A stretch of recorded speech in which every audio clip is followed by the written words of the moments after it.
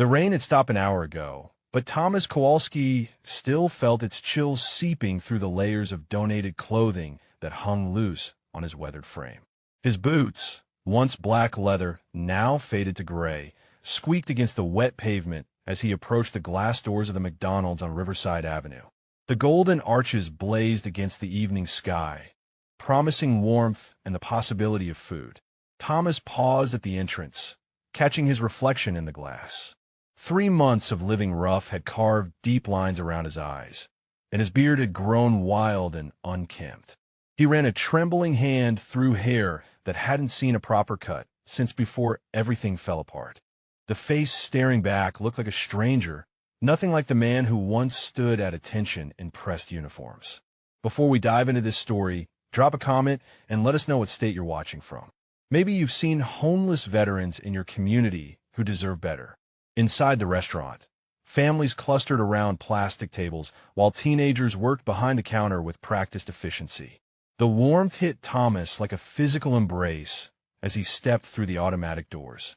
The familiar scent of French fries and cleaning solution filled his nostrils, reminding him of countless late-night meals during his service days when McDonald's was the only thing open near base. His stomach cramped with hunger, a constant companion these past weeks. Thomas approached the counter where a young woman with bright pink hair and multiple piercings looked up from a register. Her name tag read Destiny, and she couldn't have been more than 19. "Excuse me," Thomas said, his voice raspier than he remembered. "I was wondering if you might have any food that's about to be thrown away. I haven't eaten since yesterday morning." Destiny's expression shifted from neutral customer service to visible discomfort. She glanced toward the kitchen, then back at Thomas, taking in his appearance with poorly concealed disgust. Her nose wrinkled slightly. "Sir, we don't give away food," she said, loud enough that nearby customers turned to look. "You'll need to purchase something or leave." Thomas felt heat rise in his cheeks despite the cold that had settled in his bones. He reached into his jacket pocket and pulled out a handful of change, counting it slowly on the counter. $2.37. Everything he had in the world. "Could I get something small for this much?" he asked quietly. "Maybe just a burger from the dollar menu." The manager, a heavy-set man in his 40s wearing a tie that had seen better days, appeared beside Destiny. His name tag identified him as Dale Morrison, and his expression suggested he'd already made up his mind about Thomas before hearing a single word. "We can't serve you looking like that," Morrison said, crossing his arms over his chest. "This is a family restaurant. You're making other customers uncomfortable." Thomas glanced around the dining area. Several families had indeed turned to stare, some pulling their children closer. A businessman in an expensive suit shook his head and muttered something to his companion. An elderly couple near the window looked at Thomas with a mixture of pity and fear. "I just need something to eat," Thomas said, his voice steady despite the shame burning in his chest. "I have money." Morrison shook his head firmly.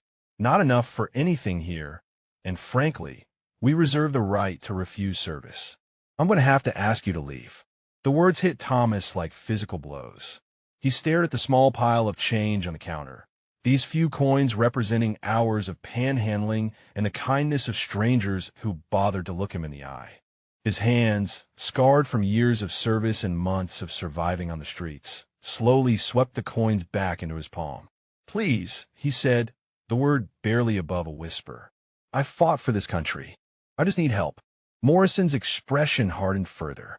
"Everyone's got a story, buddy. Take it somewhere else." Thomas felt something inside him straighten despite the hunger and exhaustion. For just a moment, decades of training tried to resurface, muscle memory fighting against the defeat that had become his constant companion. The silence in the McDonald's stretched like a taut wire as Thomas stood frozen at the counter, Morrison's rejection hanging in the air between them. Behind him, conversations had died to whispers, and he could feel dozens of eyes boring into his back. The weight of their judgment pressed down on his shoulders like a physical burden. Thomas closed his fist around the coins, feeling their edges bite into his palm. The pain was nothing compared to the hollow ache in his chest, the familiar sensation of being invisible despite standing in plain sight. 3 tours overseas, countless nights standing watch while others slept safely, and this was what it came to, begging for scraps in a fast food restaurant. You heard the man, Destiny added, her voice gaining confidence from her manager's support. We need you to leave now, or we'll have to call security. Thomas lifted his head, and for a moment something flickered in his eyes that made Morrison take a half step back.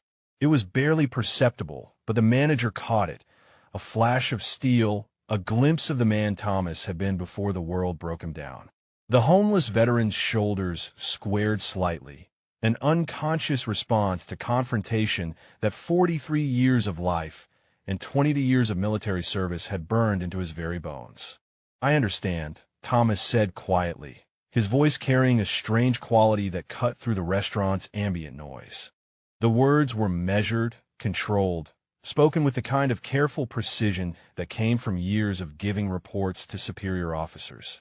In the corner booth near the large windows, 6 men in expensive suits paused their conversation. They had been deep in discussion about logistics and strategy, their briefcases open and papers spread across the table like battle plans. These were not ordinary businessmen, though their civilian clothes might suggest otherwise. Each carried himself with unmistakable military bearing, and each wore a small pin on his lapel that would mean nothing to most observers, but spoke volumes to those who knew what to look for. The eldest of the group, a distinguished man with silver hair and steel-gray eyes, glanced up from his papers as Thomas spoke. Something in the homeless man's tone triggered a recognition that ran deeper than conscious thought. Lieutenant General Harrison Blackwood had spent 4 decades in the Army, and he knew the sound of a soldier's voice even when it came from unexpected places. Sir, Morrison said, his tone growing more aggressive as he sensed Thomas's hesitation to leave immediately. I told you to move along. Don't make this harder than it needs to be.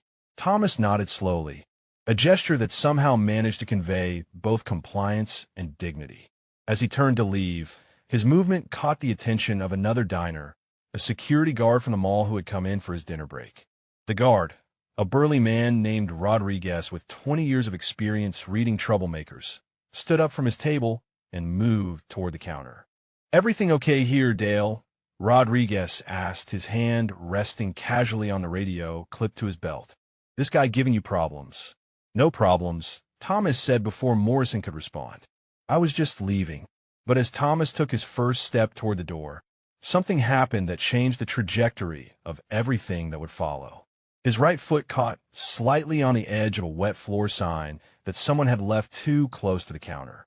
The stumble was minor, barely noticeable to most observers, but Thomas's recovery was not. His reflexes kicked in with lightning speed, his body automatically adjusting his balance with the fluid precision of someone trained to react instantly to unexpected situations.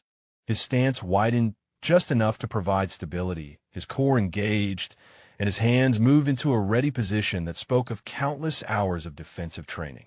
It lasted only a fraction of a second before Thomas caught himself and forced his body back into the defeated slouch he had worn into the restaurant. But those few heartbeats were enough. General Blackwood straightened in his seat, his conversation with his colleagues forgotten. Beside him, Major General Patricia Vance looked up sharply, her keen eyes focusing on the homeless man with sudden intensity. Something about his movement pattern, the way his body had responded to potential threat, triggered alarms in minds trained to recognize military conditioning. The way that man moved, Vance murmured quietly to Blackwood, her voice pitched low enough that only their table could hear. Did you see it? Blackwood nodded slowly, his gaze never leaving Thomas as the homeless veteran continued his slow journey toward the exit. I saw it, he replied. Question is, what do we do about it? Thomas reached the door and paused, his weathered hand resting on the cold metal handle.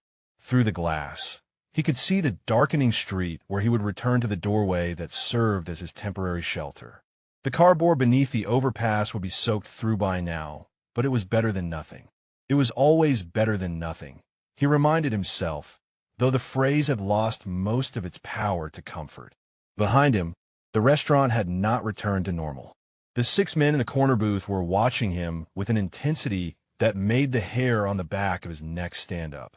It was a feeling he remembered from his years in Afghanistan, the sensation of being observed by trained eyes that missed nothing. Thomas had learned to trust that instinct, and it had kept him alive through 3 deployments. "Wait," called a voice from across the dining room. Thomas turned, expecting to see Morrison or the security guard approaching with some new ultimatum. Instead, he found himself looking at the eldest of the 6 men from the corner booth. The man had risen from his seat and was walking toward Thomas with measured steps. There was something in his bearing that commanded attention without demanding it, the kind of natural authority that came from years of leadership. General Blackwood stopped 6 feet away from Thomas, close enough to speak without raising his voice, but far enough to avoid crowding him. The homeless veteran's eyes met his directly, and for a moment the years of defeat and hardship seemed to fall away from Thomas's face. "Soldier," Blackwood said quietly, the single word carrying more weight than Morrison's entire tirade had managed. The effect on Thomas was immediate and profound. His spine straightened as if pulled by invisible strings, his shoulders squared, and his chin lifted. For the first time since entering the restaurant, he looked less like a man begging for scraps and more like someone who had once stood at attention while receiving orders that could mean the difference between life and death for dozens of men under his command. "Sir," Thomas replied, the response automatic and unthinking. The transformation was visible to everyone in the restaurant. Destiny stared with her mouth slightly open, while Morrison frowned in confusion. The security guard's hand moved away from his radio, his threat assessment of the situation suddenly requiring recalibration. "What's your name, son?" Blackwood asked, though the homeless veteran was clearly only a decade younger than the general himself. "Thomas Michael Kowalski," Thomas answered, then caught himself and looked down at his ragged clothes. "I mean just Thomas. Thomas Kowalski." Rank and unit, Blackwood pressed gently. Thomas hesitated, glancing around the restaurant at the faces staring at them. Some showed curiosity, others skepticism. A few teenagers near the play area had stopped eating their happy meals to watch what was unfolding. "Staff Sergeant, United States Army, 2nd Battalion, 75th Ranger Regiment," Thomas said finally, his voice growing stronger with each word. "Served from 2001 to 2014. The silence that followed was different from the uncomfortable quiet that had greeted Thomas's initial request for food. This was the kind of respectful silence that fell when people realized they were witnessing something significant, even if they didn't fully understand what it was. At the corner booth, Major General Vance had stood as well, along with the other 4 officers. They formed an imposing group even in their civilian clothes, their collective presence shifting the entire atmosphere of the restaurant. Conversations at other tables had stopped completely now, parents shushing their children so they could hear what was happening. "Rangers lead the way," Blackwood said, the motto carrying across the restaurant like a challenge. All the way, Thomas responded automatically, his voice clear and strong for the first time since entering the building. Morrison stepped forward, clearly uncomfortable with the direction the conversation was taking. "Look, I don't know what kind of game this is, but I still need both of you to move along. You're disrupting my customers." The general turned to face the manager, and the temperature in the restaurant seemed to drop 10 degrees. Blackwood didn't raise his voice or make any threatening gestures, but something in his expression made Morrison take an involuntary step backward. "This man is a United States Army Ranger," Blackwood said with quiet authority. "He's earned the right to eat wherever he chooses in this country. Anyone can claim to be military," Morrison replied, though his voice lacked its earlier confidence. "I've got a business to run here." Thomas felt shame wash over him again. The manager was right, of course. He looked nothing like the soldier he had once been. His uniform now consisted of donated clothes and broken-down boots. His decorations were locked away in a storage unit he could no longer afford to access. The doubt in Morrison's voice cut through Thomas like a blade. He had faced that skepticism before, in job interviews where his gaps in employment raised questions, in shelters where volunteers looked at him with pity mixed with suspicion. The uniform didn't make the man, he had learned, and without it, He was just another face in the crowd of forgotten veterans. "I understand his position," Thomas said quietly, looking at General Blackwood. "I don't look like much of a soldier anymore." Blackwood studied Thomas's face with the practiced eye of someone who had spent decades evaluating men under pressure. The homeless veteran's features were weathered and worn, but beneath the rough exterior, the general could see traces of the disciplined soldier he had once been. It was in the way he held his shoulders despite his obvious exhaustion, in the directness of his gaze when he spoke. Staff Sergeant Kowalski, Blackwood said formally, "When did you serve your last deployment?" 2012 to 2013, sir, Thomas replied. Forward Operating Base Lightning, Kandahar Province, Afghanistan. The other 5 officers had moved closer now, forming a loose semicircle around Thomas and Blackwood. Major General Vance stepped forward, her expression intense and focused. "FOB Lightning," she repeated. "That was a joint special operations base. What was your primary mission there?" Thomas glanced around the restaurant, suddenly aware that every person in the building was listening to their conversation. Families with young children, teenage employees, elderly couples who had come in for coffee and a quiet evening.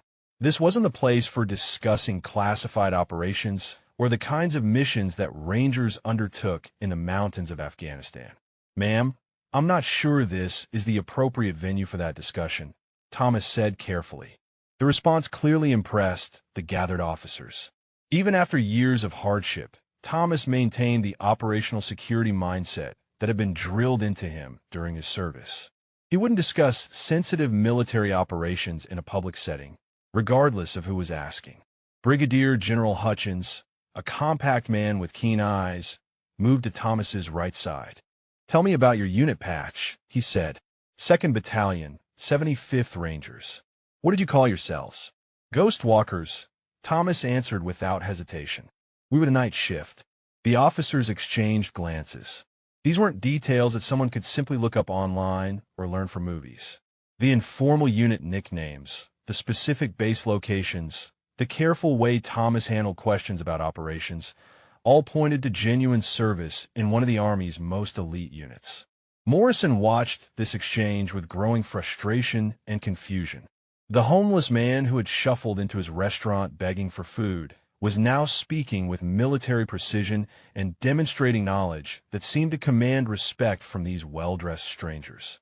The manager felt control of the situation slipping away from him. "Look, I don't care what this guy used to be," Morrison said loudly, his voice cutting through the tension. "Right now he's a vagrant who's disrupting my business. Either you all order something or you need to leave." The security guard, Rodriguez, had been watching the entire scene unfold with professional interest. Something about the dynamic between the homeless man and the 6 strangers didn't sit right with him. In his experience, con artists and troublemakers usually folded under direct questioning, but this Thomas character was only becoming more composed as the conversation continued. "Dale," Rodriguez said quietly to the manager, "maybe we should hear them out." "No," Morrison snapped. "I've had enough of this circus." He pointed directly at Thomas. "You came in here begging, and now you're putting on some kind of show with your friends here. I want all of you out of my restaurant right now." The words hung in the air like a physical presence. Thomas felt the familiar weight of shame settling over his shoulders again. Morrison was right about one thing. He had come in begging. Whatever he had been in the past, right now he was just a homeless man with empty pockets and an empty stomach. "You're absolutely right," Thomas said, his voice quiet but clear. "I'd come in here begging, and I have no right to disrupt your business or make your customers uncomfortable." He turned toward the door again, but General Blackwood moved to block his path. "Staff Sergeant, you will remain at attention until dismissed," Blackwood said with unmistakable command authority. The order cut through Thomas like electricity. His body responded before his mind could process the words, snapping to perfect attention with parade ground precision. Heels together, shoulders back, eyes forward, hands at his sides with thumbs along the seams of his pants. 22 years of training couldn't be erased by 3 months on the streets. The transformation was instantaneous and undeniable. Thomas stood at perfect attention in the middle of the McDonald's dining room, his posture so precise it could have been measured with a ruler. The defeated slouch that had characterized his movements since entering the restaurant was gone, replaced by the bearing of a professional soldier responding to legitimate authority. The effect on the gathered officers was immediate. They recognized the response of a man whose military conditioning ran deeper than conscious thought. This wasn't performance or pretense. This was muscle memory encoded by thousands of hours of training and reinforced by years of operational experience. Morrison stared in shock. The transformation was so complete that Thomas seemed like an entirely different person. The shambling homeless man had been replaced by someone who radiated discipline and competence despite his ragged appearance. "Outstanding," Blackwood said with quiet satisfaction. "At ease, Staff Sergeant." Thomas shifted to parade rest, his feet shoulder-width apart and hands clasped behind his back. His eyes remained focused straight ahead, but some of the rigidity left his shoulders. Around the restaurant, diners continued to stare in fascination at the unfolding drama. "Now then," Blackwood continued, addressing Morrison directly, "this soldier has earned the right to eat in any establishment in America. I suggest you reconsider your position." Morrison's face flushed red with anger and embarrassment. He could feel the eyes of his employees and customers on him, judging his handling of the situation. His authority was being challenged in his own restaurant by strangers who had no right to tell him how to run his business. "I don't care what costume party you people are playing," Morrison said loudly. "This is private property, and I have the right to refuse service to anyone. All of you need to leave now, or I'm calling the police." Colonel Martinez, the youngest of the 6 officers, stepped forward with a slight smile. "By all means, call them," he said calmly. "I think you'll find they're quite interested in how you treat veterans in this establishment." The threat was subtle but unmistakable. Morrison felt a chill run down his spine as he realized these men weren't bluffing. They carried themselves with the kind of quiet confidence that came from real authority, not the borrowed power of a fast food manager's position. Behind the counter, Destiny watched the confrontation with growing unease. She had started her shift thinking the biggest challenge would be remembering to ask if customers wanted to make their meals large. Now she found herself in the middle of what felt like a military tribunal being conducted in front of the French fry station. Thomas remained at parade rest, his breathing steady and controlled. The familiar position brought back memories of formations and inspections, of standing before superior officers who held the power to determine his future with a few words. But it also brought back something else, the pride that came from belonging to something larger than himself. "Staff Sergeant," Major General Vance said, stepping closer to Thomas, "I need to ask you about Operation Ghost Walk. Were you part of the team that conducted the prisoner recovery mission in the Karengal Valley?" The question hit Thomas like a physical blow. The Karengal Valley operation was classified at the highest levels, a mission that had never been publicly acknowledged and never would be. Only a handful of people outside his immediate chain of command would have known the details. "Ma'am," Thomas said carefully, his voice steady despite the memories flooding back, "I cannot discuss classified operations without proper authorization." The answer was exactly what Vance had hoped to hear. She exchanged meaningful glances with her colleagues. A pretender would have either claimed ignorance or, more likely, would have been eager to embellish fictional heroics. Only someone who had actually been there would have responded with such careful adherence to security protocols. The Karengal mission had been a nightmare from start to finish. Thomas could still remember the taste of dust and cordite, the weight of his gear as they moved through hostile territory in the dead of night. 3 Rangers had been wounded extracting a downed pilot, and Thomas had carried one of them 2 miles to the extraction point while under enemy fire. "I can see it in your eyes," Vance said quietly. "You were there." Thomas nodded once, a barely perceptible movement that somehow conveyed years of pain and sacrifice. The mission had been successful, but the cost had been high. All 3 wounded Rangers had survived, but the pilot they had been sent to rescue had died before they could reach him. Morrison watched this exchange with growing frustration and fear. These people were discussing things he didn't understand, using language and references that were clearly beyond his experience. But what frightened him most was the growing realization that he might have made a terrible mistake in how he had treated the homeless man. The weight of memory pressed down on Thomas like a physical burden. The Karangal Valley had been 13 years ago, but standing here in this McDonald's, surrounded by fellow officers, it felt like yesterday. He could still hear the radio chatter, still feel the blood of his wounded teammate soaking through his uniform as he carried the man to safety. General Blackwood studied Thomas's face with the keen eye of someone who had seen combat himself. The homeless veteran's expression revealed more than words could convey. The 1,000-yard stare that came from witnessing things that civilian minds couldn't process, the weight of decisions made in split seconds that haunted men for decades afterward. Staff Sergeant Kowalski, Blackwood said formally, "What decorations were you awarded for that operation?" Thomas hesitated, glancing around the restaurant at the civilians watching their conversation.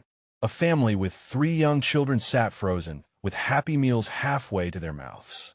2 teenage employees huddled behind the counter, whispering to each other in amazement. An elderly man near the window had set down his coffee and was leaning forward to hear every word.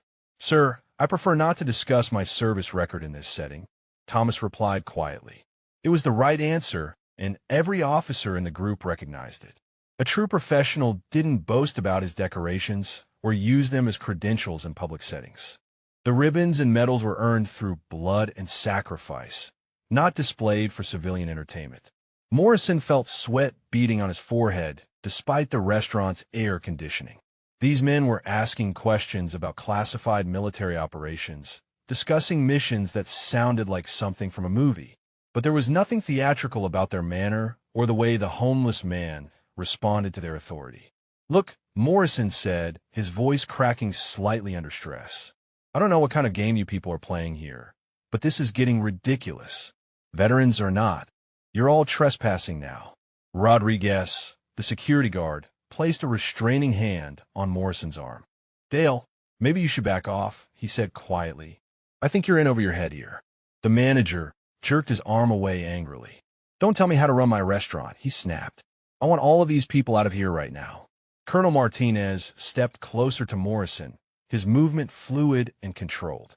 The manager suddenly realized how large the officer was, how his civilian clothes couldn't quite hide the powerful build of someone who maintained peak physical condition.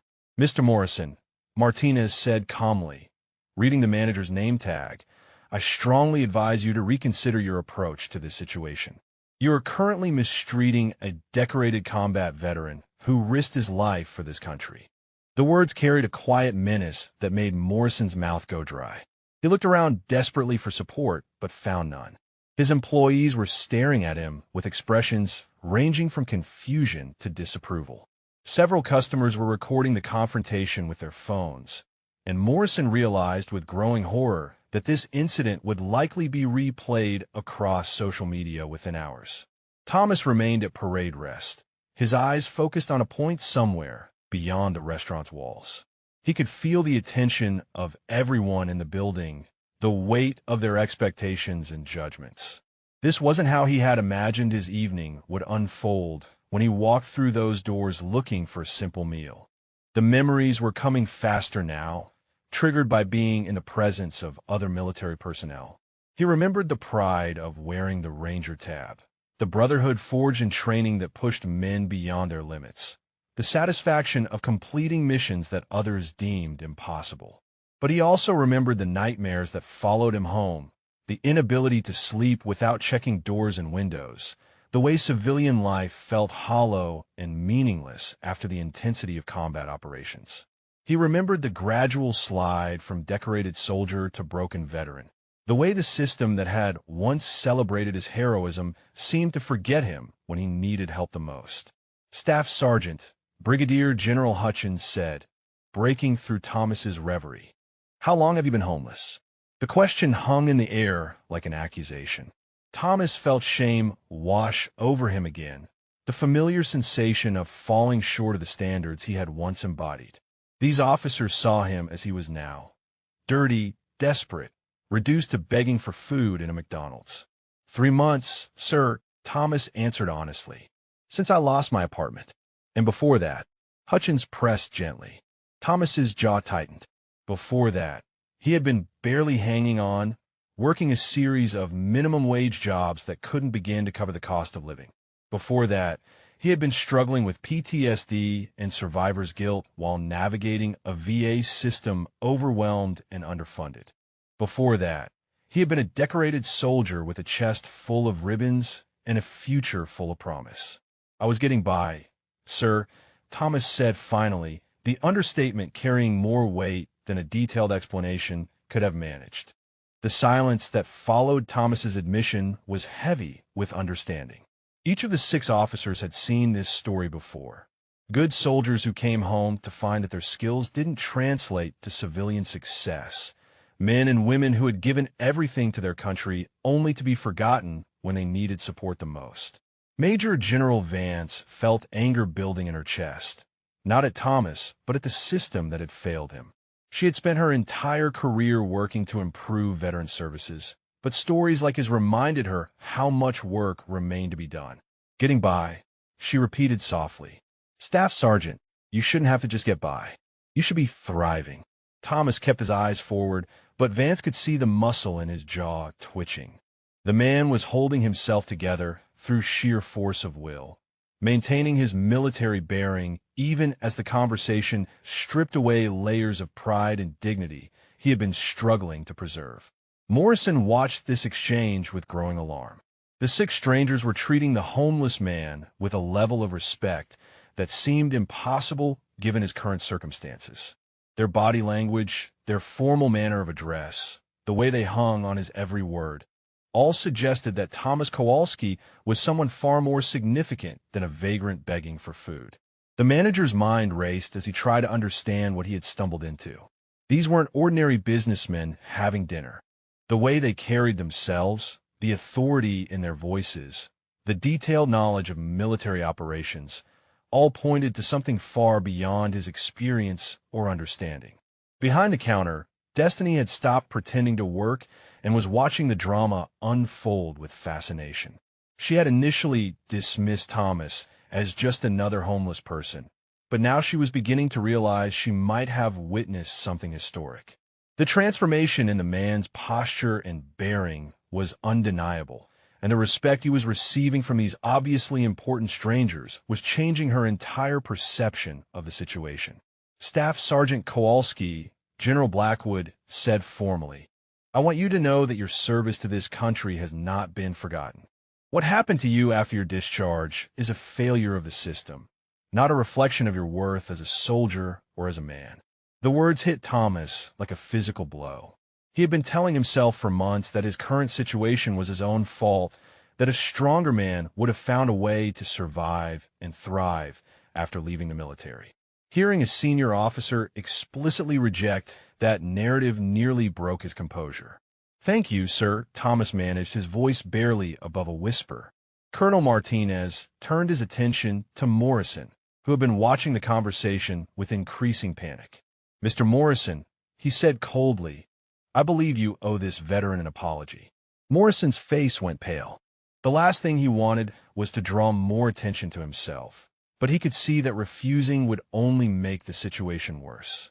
Several customers were openly recording the confrontation now, and he knew that whatever happened next would be preserved forever on social media.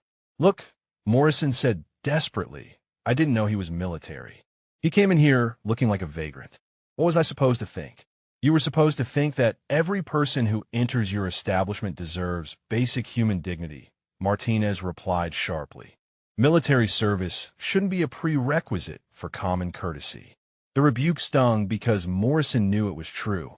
He had treated Thomas badly not because of any real threat or disruption, but simply because his appearance suggested he didn't belong in a family restaurant. The homeless man had been polite, quiet, and had even offered to pay for his food with the little money he had. Around the restaurant, other customers were beginning to murmur among themselves. The elderly couple near the window was shaking their heads in disapproval, clearly directing their displeasure at Morrison rather than Thomas. A woman with 2 young children had moved closer to hear the conversation, her expression one of growing outrage at how the veteran had been treated. Thomas could feel the shift in the room's atmosphere. The initial hostility and suspicion directed at him was transforming into something else: recognition, respect, and anger on his behalf. It was a feeling he hadn't experienced in months, the sensation of being seen as something more than a problem to be solved or a nuisance to be removed. But with that recognition came a familiar weight of expectation. These officers, these strangers, were looking at him as the decorated soldier he had once been, not the broken man he had become. The gap between who he was and who they expected him to be felt like an ocean. "Sir," Thomas said quietly to General Blackwood, "I appreciate your support, but I don't want to cause any more trouble.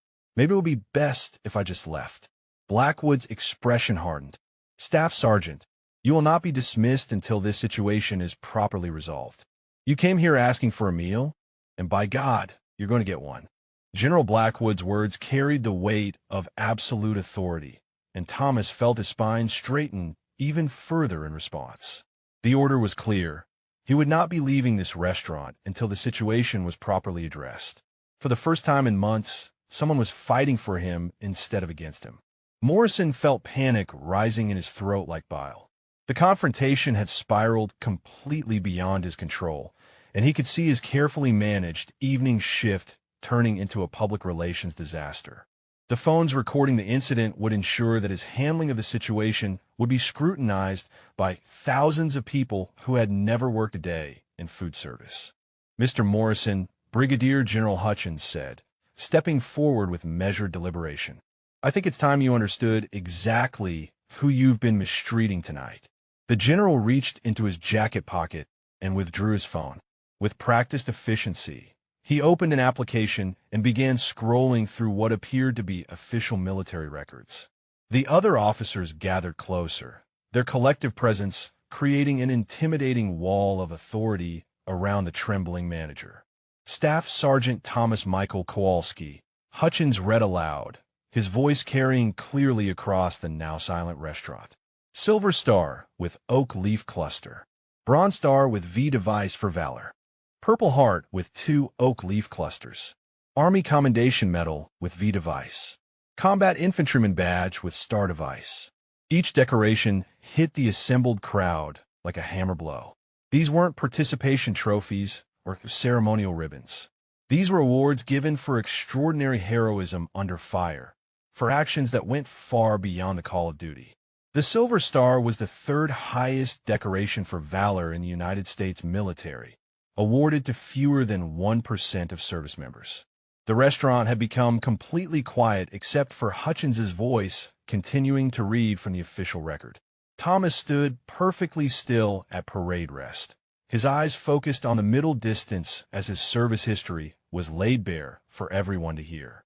Army Achievement Medal with 3 Oak Leaf Clusters, Hutchins continued. Good Conduct Medal with 6 knots. National Defense Service Medal. Afghanistan Campaign Medal with 4 campaign stars. Global War on Terrorism Expeditionary Medal. Global War on Terrorism Service Medal. Non-Commissioned Officer Professional Development Ribbon with numeral 4. Army Service Ribbon. Overseas Service Ribbon with numeral 4. NATO Medal. Combat Action Badge. The list seemed to go on forever, each award representing months or years of dedicated service. Multiple deployments, countless nights spent in harm's way protecting others. Morrison felt smaller with each item read, the magnitude of his mistake becoming clearer with every medal and ribbon mentioned. Destiny stared from behind the counter, her earlier disgust replaced by something approaching awe. She had never met anyone with this level of military decoration, had never realized that such heroism could be hidden beneath ragged clothes and an unkempt beard. Thomas felt exposed and vulnerable as his service record was recited to a room full of strangers. These decorations represented the best years of his life, when he had purpose and meaning and the respect of his peers. They also represented everything he had lost when he came home to a world that didn't understand or value what he had sacrificed. 22 years of distinguished service, Hutchins concluded, closing his phone with a sharp snap. 3 combat deployments to Afghanistan.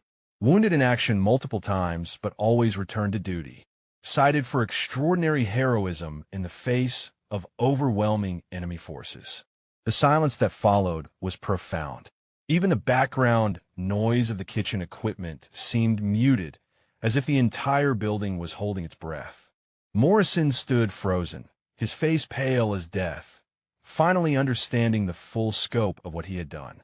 "This is the man," Major General Vance said, her voice cutting through the silence like a blade, "that you refused to serve a simple meal. This is the veteran you threatened to have arrested for asking for help." Morrison opened his mouth to respond, but no words came out. What could he possibly say that would justify his behavior?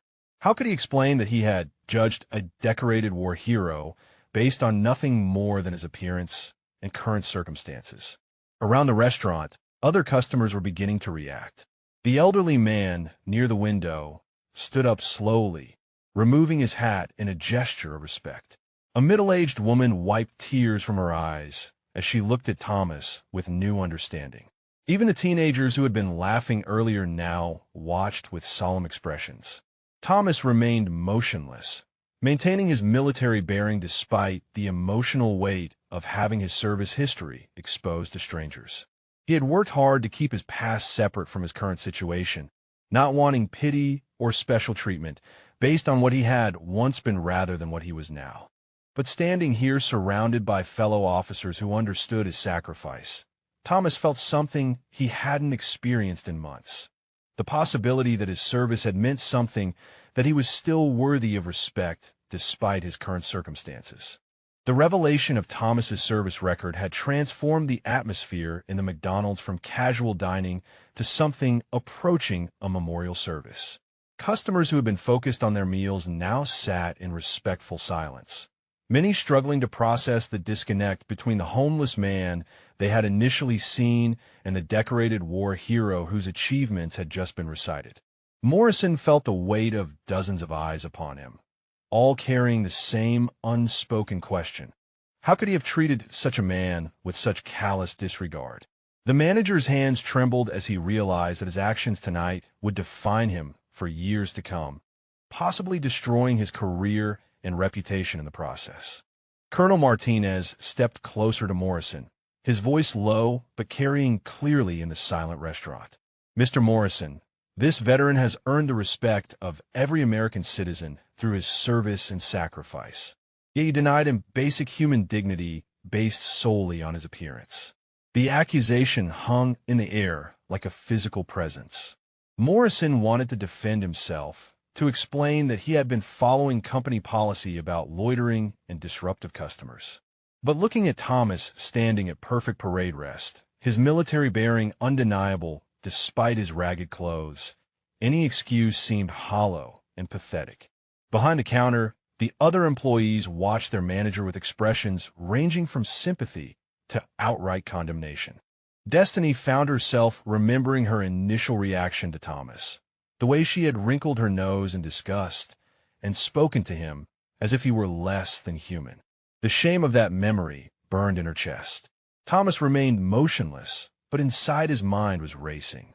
The exposure of his service record felt like standing naked in front of strangers, vulnerable and exposed in ways that had nothing to do with his homeless status. These decorations represented moments of his life when death had been a heartbeat away, when split-second decisions had meant the difference between coming home alive or in a flag-draped coffin. The Silver Star had been earned during a night ambush in the mountains outside Kandahar. Thomas had carried 2 wounded Rangers to safety while under heavy machine gun fire, making 3 separate trips through a kill zone to ensure no one was left behind. The Bronze Star came from a convoy ambush where his quick thinking and tactical expertise had saved the lives of an entire supply unit. Each medal represented not just his own actions, but the faces of men who hadn't come home, friends whose sacrifice had made his survival possible. Standing in this McDonald's, having his heroism recited to strangers felt like a betrayal of their memory, a cheapening of experiences that should remain sacred. "Sir," Thomas said quietly to General Blackwood, "I would prefer not to make this about my service record. I just wanted something to eat." The simple statement carried more impact than any grand speech could have managed. Here was a man who had risked everything for his country, asking for nothing more than a basic meal, and he had been denied even that simple human courtesy. "Staff Sergeant," Blackwood replied formally, "your humility is admirable, but this situation has become about much more than food. This is about how our society treats the men and women who have served." Around the restaurant, customers were beginning to stir from their shocked silence. The elderly man who had stood earlier approached slowly, his own military bearing evident despite his age. He stopped a respectful distance from Thomas and came to attention himself. "Sergeant Major William Burke, United States Marine Corps, retired," the old man announced clearly. "It is an honor to meet you, soldier." Thomas turned slightly to acknowledge the Marine veteran, a small smile crossing his weathered features for the first time since entering the restaurant. The recognition from a fellow veteran carried weight that civilian appreciation, however well-intentioned, could never match. "Semper Fi, Marine," Thomas replied, using the traditional greeting that transcended service rivalries. The exchange between the two veterans seemed to break a dam in the restaurant. Other customers began moving, some approaching to offer their own thanks, others simply standing in respectful acknowledgement of what they were witnessing. A young mother guided her children closer, whispering explanations about military service and sacrifice. Morrison watched this transformation with growing desperation. The situation had moved completely beyond his control, and he could see that any attempt to reassert his authority would only make things worse. The 6 officers who had started this confrontation showed no signs of backing down, and the crowd of customers was clearly on their side.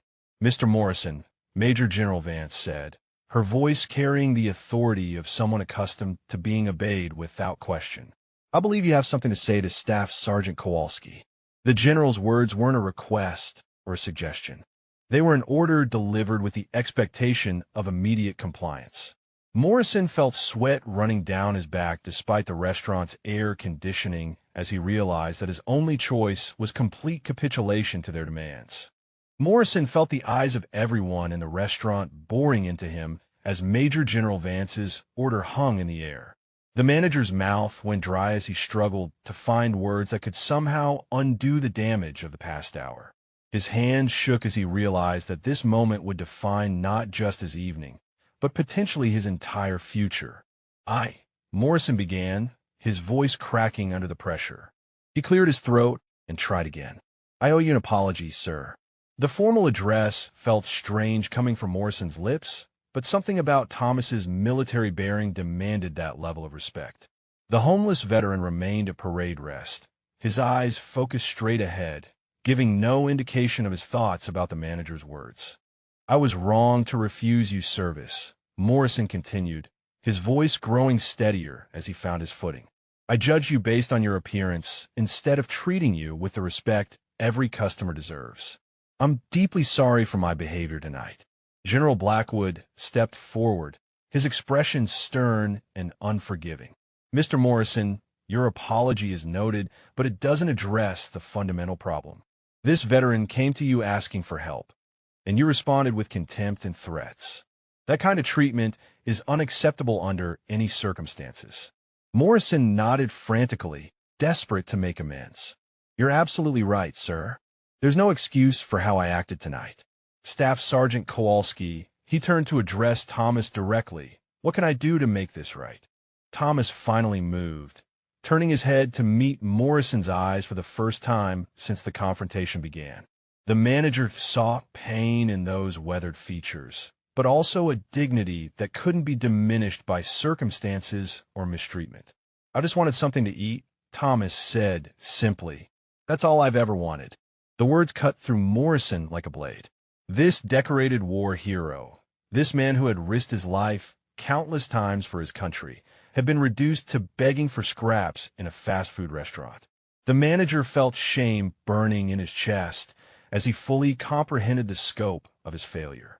Morrison turned to his employees behind the counter, his voice carrying clearly across the silent restaurant. "Destiny, prepare whatever meal staff Sergeant Kowalski would like.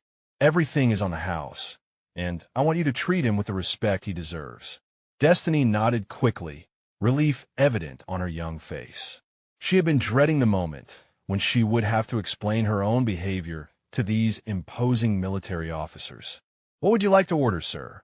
she asked Thomas, her voice much more respectful than it had been an hour earlier. Thomas considered the menu for a moment, overwhelmed by the sudden reversal of fortune. After months of scrounging for food, wherever he could find it, the ability to choose what he wanted to eat felt almost surreal. "A Big Mac meal, large, with a Coke," Thomas said finally. "And if it's not too much trouble, could I get an extra burger for later?" "Of course, sir," Destiny replied immediately. "Would you like anything else?" Thomas shook his head, still struggling to process the transformation in how he was being treated.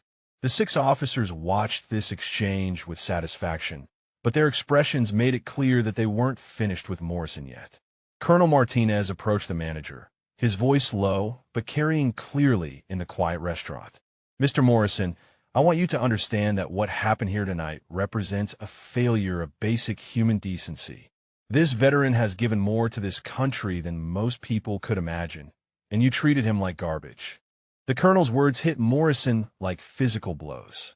He wanted to defend himself, to explain that he dealt with difficult customers every night and couldn't be expected to know everyone's background. But looking at Thomas, standing with perfect military posture despite his circumstances, any excuse seemed inadequate. "I understand, sir," Morrison managed. "It won't happen again." Major General Vance stepped closer, her expression stern and uncompromising. "Mr. Morrison, I hope you realize that your behavior tonight has been recorded by multiple customers. This incident will likely be shared across social media within hours. The question is, what will people see when they watch those videos?" Morrison felt his blood turn to ice as he realized the implications. Videos of him refusing service to a decorated war hero would spread like wildfire across the internet, potentially destroying not just his career, but his reputation permanently. The thought of his family and friends seeing him mistreat a veteran made him physically ill. "They'll see someone who made a terrible mistake," Morrison said quietly. "Someone who forgot that every person who enters this restaurant deserves to be treated with dignity and respect." Brigadier General Hutchins nodded approvingly. "That's exactly right, Mr. Morrison. And I hope they'll also see someone who was willing to admit his mistake and try to make amends." Around the restaurant, customers continued to watch the unfolding drama with fascination. Many had their phones out, recording every word of the exchange. The elderly Marine veteran remained standing at attention near Thomas, a silent reminder of the bonds that connected all who had served their country. Thomas felt overwhelmed by the support and recognition he was receiving. For months, he had been invisible to most people, just another homeless face in a crowd of forgotten veterans. Tonight, he was being treated with honor and respect by strangers who understood the value of his sacrifice. The transformation in the McDonald's was complete and undeniable. What had begun as a simple request for food had evolved into something approaching a ceremony of recognition and redemption. Thomas stood at the center of it all, still maintaining his military bearing while processing the overwhelming shift in how he was being treated. Destiny worked quickly behind the counter, her movements sharp and efficient as she prepared Thomas's meal. The other employees gathered around her, whispering among themselves about what they had just witnessed. None of them had ever seen their manager back down so completely, and the presence of the 6 officers continued to dominate the restaurant's atmosphere. General Blackwood approached Thomas, his expression softer than it had been during the confrontation with Morrison. "Staff Sergeant," he said quietly, "I want you to know that what happened here tonight should never have occurred. Veterans like you deserve better from the society you served." Thomas nodded, still struggling to find his voice. The emotional whiplash of going from rejection to recognition had left him feeling unsteady despite his rigid posture. "Thank you, sir," he managed. I appreciate everything you've done tonight. The elderly Marine veteran, Burke, stepped closer to their conversation. Son, he said to Thomas, I've been where you are. Came back from Vietnam to a country that didn't want to acknowledge what we'd been through. It took me years to find my footing again. Thomas turned to look at Burke, seeing recognition in the older man's eyes that went beyond shared military service. Burke understood the invisible wounds that followed veterans home, the way combat experiences could haunt a man long after the shooting stopped. How did you make it through? Thomas asked quietly. One day at a time, Burke replied with a sad smile. And by remembering that what we did over there mattered, even when it didn't feel that way over here. Around the restaurant, other customers were beginning to approach. A middle-aged businessman who had been eating alone walked over and extended his hand to Thomas. Thank you for your service, he said simply. I'm sorry for what you've been through. The gesture opened floodgates. More customers stood up, forming a loose line to shake Thomas's hand and offer their gratitude. A young mother brought her 2 children over, kneeling down to whisper explanations about military service and sacrifice. The children looked at Thomas with wide eyes, trying to reconcile the homeless man they had initially seen with the war hero they were now meeting. Thomas felt overwhelmed by the attention, but also something he hadn't experienced in months, a sense of belonging, of being valued for who he was rather than judged for his current circumstances. Each handshake, each word of thanks, helped rebuild something inside him that had been eroded by months of invisibility and rejection. Colonel Martinez watched this procession with satisfaction, but his attention remained focused on Morrison, who stood nearby, wringing his hands in obvious distress. Colonel, the manager approached hesitantly. Is there anything else I can do to make this right? Martinez studied Morrison for a long moment, weighing his response. Mr. Morrison, he said finally, the damage here goes beyond one meal or one apology. You need to understand that there are thousands of veterans struggling with homelessness across this country. They all deserve the same respect you're showing Staff Sergeant Kowalski tonight. Morrison nodded frantically. I understand, sir. I'll make sure my staff knows to treat every customer with dignity, regardless of their appearance or circumstances. Major General Vance joined the conversation, her expression stern but not unkind. Mr. Morrison, I suggest you use this incident as a learning opportunity. Consider implementing training for your staff about veteran issues and homelessness. Make sure this restaurant becomes a place where all veterans feel welcome.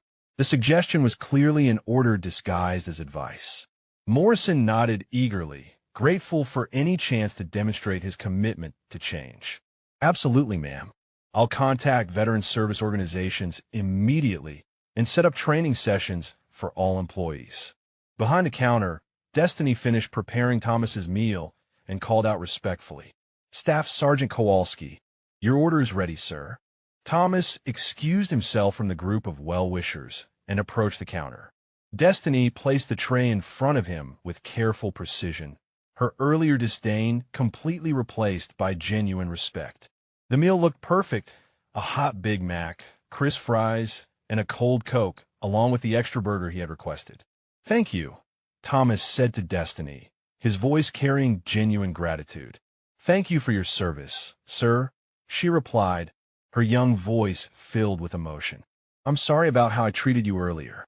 Thomas nodded his acceptance of her apology, understanding that everyone in the restaurant was learning something important about judgment and respect. He picked up the tray and turned to find a place to sit, but General Blackwood gestured toward the table where the 6 officers had been dining. Staff Sergeant, you'll be joining us, Blackwood said firmly. It would be our honor to share our table with a fellow warrior. The invitation carried the weight of military protocol, but also genuine respect and fellowship. Thomas felt tears prick at the eyes as he realized these senior officers were treating him as an equal despite his current circumstances. Thomas carried his tray to the corner booth where the 6 generals sat, feeling the eyes of the entire restaurant following his movement. As he approached, all 6 officers stood in unison, a gesture of respect that sent a ripple of recognition through the gathered crowd. This wasn't just courtesy. It was a formal acknowledgement of Thomas's service and sacrifice. General Blackwood gestured to the seat at the head of the table. "Staff Sergeant Kowalski, please take the place of honor." Thomas set his tray down with careful precision, his hands steadier than they had been in months. As he sat, the officers resumed their seats, but the formality of the moment wasn't lost on anyone watching. Here was a homeless veteran being treated with the highest military honors by some of the most senior officers in the United States Army. The first bite of the Big Mac tasted better than any meal Thomas could remember. It wasn't just the food, it was the dignity with which he was being allowed to eat it, surrounded by fellow warriors who understood the weight of service and sacrifice.